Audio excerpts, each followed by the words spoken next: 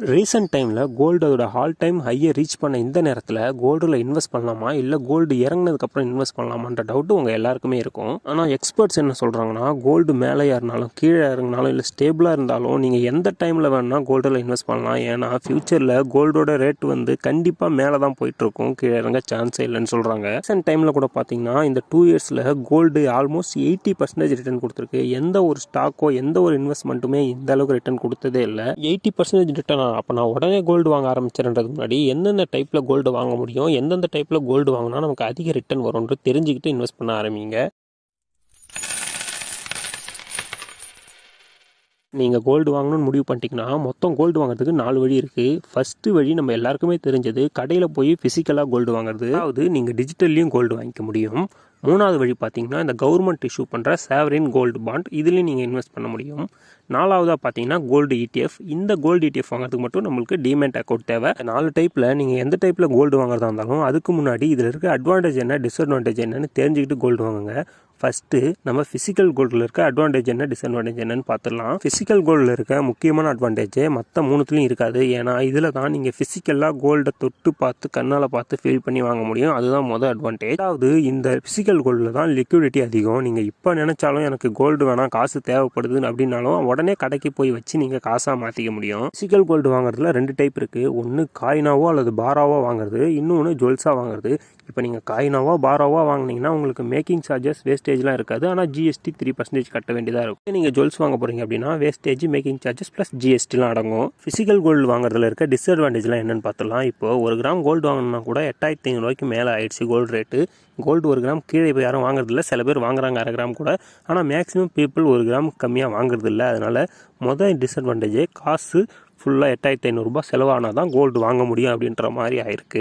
நீங்கள் அந்த கோல்டு காயினை வாங்கினதுக்கப்புறம் அதை ஸ்டோரேஜ் பண்ணி வைக்கணும். வீட்டில் வந்து பார்த்து பத்திரமா எதுவும் திருடு போகாத அளவுக்கு பார்த்து ஸ்டோரேஜ் பண்ணி வைக்கணும். இல்லை வீட்டில் இல்லை பேங்க் லாக்கரில் வைக்கிறீங்க அப்படின்னா பேங்க் லாக்கருக்கு மந்த்லி ரெண்ட் கட்ட வேண்டியது இருக்கும். 3வதாக நீங்கள் கோல்டை வந்து இப்போ காயினாக வாங்குறீங்கன்னா GST மட்டும்தான் பே பண்ணுற மாதிரி இருக்கும். இல்லை நீங்கள் ஜுவல்ஸாக வாங்குறீங்கன்னா வேஸ்டேஜ், மேக்கிங் சார்ஜஸ், GSTலாம் சேர்த்து ஆல்மோஸ்ட் ஒரு 15%க்கு மேலே வந்துடும். இப்போது கோல்டு ஆவரேஜாக 9% இயர்லி ரிட்டர்ன் கொடுக்குதுன்னு வச்சுக்கலாம். ஆனால் நீங்கள் ஜுவல்ஸாக வாங்கும்போது இந்த மேக்கிங் சார்ஜஸ், வேஸ்டேஜ், GSTலாம் சேர்த்து 15% போகிறதுனால ஆல்மோஸ்ட் நம்ம ரிட்டர்ன் 7 to 8% இந்த மாதிரி ரேஞ்சில் தான் இருக்கும்.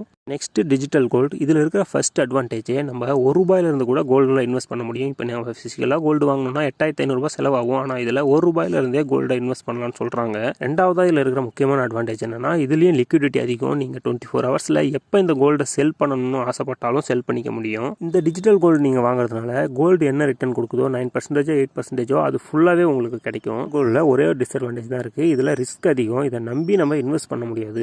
ஒரு தேர்ட் பார்ட்டி அப்ளிகேஷன் நம்பி நம்ம இன்வெஸ்ட் பண்ணுறதுனால இந்த கோல்டு நம்ம கைக்கு வரலாம், இல்லை வராமலும் போகலாம். சாவரின் கோல்ட் பாண்டில் இருக்க அட்வான்டேஜ் டிஸ்அட்வான்டேஜ் பார்த்துடலாம். சாவரின் கோல்ட் பாண்டில் இருக்க அட்வான்டேஜ் என்னன்னா, இது கவர்மெண்ட்லேருந்து இஷ்யூ பண்ணுறதுனால ரிஸ்க் ஃப்ரீ, எந்த ரிஸ்க்கும் இல்லை. அதுவும் இல்லாமல் நீங்கள் எந்த கிராம் கோல்டு ரேட் இருக்கோ அதே ரேட்டுக்கு நீங்கள் கோல்டு வாங்கிட முடியும். 8000னா எந்த GST இல்லாமல் 8000 ரூபாய்க்கு உங்களுக்கு 1 கிராம் கோல்டு வாங்கிட முடியும். நீங்கள் வேறு எந்த முறையில் கோல்டு வாங்கினாலும் கிடைக்காத ரிட்டர்ன் இந்த சாவரின் கோல்ட் பாண்டில் தான் கிடைக்கும். ஏன்னா இதில் இயர்லி 9% ரிட்டர்னும் ப்ளஸ் கவர்மெண்ட் சைட்லேருந்து 2.5% ரிட்டர்னும் இயர்லி தராங்க. ரீசெண்ட் டைம்ஸாக பார்த்தீங்கன்னா இந்த சாவரின் கோல்ட் பாண்ட் கவர்மெண்ட் சைட்லேருந்து இஷ்யூ பண்ணுறது இல்லை. நிறையா பேர் வாங்கினதாலேயே என்னவோ கவர்மெண்ட் இதை ஸ்டாப் பண்ணி வச்சுருக்காங்க. ஃப்யூச்சரில் ஒரு வேளை திரும்ப இஷ்யூ பண்ணலாம், அப்போ வேணால் வாங்கிக்க முடியும்.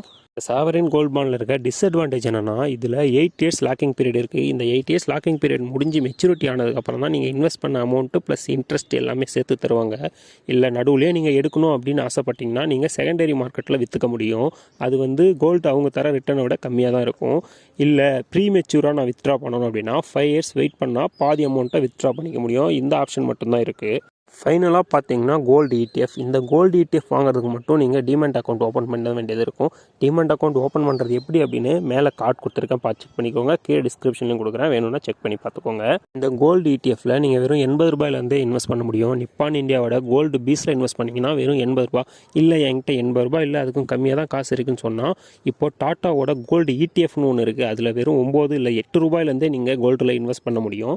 இதில் இருக்கிற அட்வான்டேஜ் என்னென்னா, இதுலேயும் நீங்கள் எனி டைம் எப்போ வேணாலும் விற்றுக்க முடியும் உங்களுடைய கோல்டை 24 ஹவர்ஸ் சாட்டர்டே சண்டே தவிர்த்து மீது எப்போ வேணால் உங்கள் கோல்டை விற்றுக்க முடியும். இதில் இருக்கிற இன்னொரு அட்வான்டேஜ் என்னென்னா இந்த கோல்டை நீங்கள் டெய்லி பார்த்துக்க முடியும். மார்க்கெட்டில் ட்ரேட் ஆகிறத கோல்டு ஏறுதா இறங்குதான்னு நீங்கள் கண்ணால் பார்த்து கன்ஃபார்ம் பண்ணிக்க முடியும். இந்த கோல்டு இடிஎஃப்ல இருக்க ஒரே ஒரு டிஸ்அட்வான்டேஜ் என்னென்னா நீங்கள் இந்த இடிஎஃப்ஐ செல் பண்ணும்போது உங்கள் ப்ராஃபிட்லேருந்து ஒரு சம் அமௌண்ட்டு டேக்ஸாக டிடெக்ட் பண்ணுவாங்க.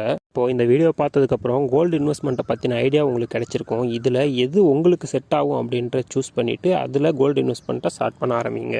நம்ம சேனலில் தொடர்ந்து personal finance, investment, gold investment, mutual fund related வீடியோவை தொடர்ந்து அப்லோட் பண்ணிட்டு வர போகிறோம். அதனால் நம்ம சேனலை சப்ஸ்கிரைப் பண்ணி பெல் ஐக்கானை கிளிக் பண்ணிக்கோங்க. இந்த வீடியோ உங்களுக்கு இன்ஃபர்மேட்டிவாக இருந்தது அப்படின்னு நினச்சிங்கன்னா வீடியோ ஒரு லைக் பண்ணிவிட்டு கமெண்ட் பண்ணுங்கள்.